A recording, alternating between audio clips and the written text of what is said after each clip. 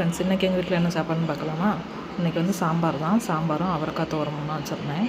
அவரைக்காவும் பல்லாரி, கடுகு, உளுந்து பருப்பு எல்லாம் போட்டு தாளித்து வதக்கி உப்பு போட்டு கொஞ்சம் தண்ணி ஊற்றி மூடி வச்சிட்டேன். அப்புறமா தேங்காய், சீரகம், பச்சை மிளகா, மஞ்சள் பொடி எல்லாம் போட்டு ஒரு சுற்றி வச்சுருந்தேன். அதையும் போட்டு கிண்டி எடுத்தாச்சுன்னா அவரைக்காய் துவரமும் ரெடி ஆகிட்டு, அப்புறம் சாம்பார் தான். சாம்பாருக்கு வந்து கத்திரிக்காய், முருங்கைக்காய், அவரைக்காய், அப்புறம் மாங்காய் போட்டிருந்தேன்.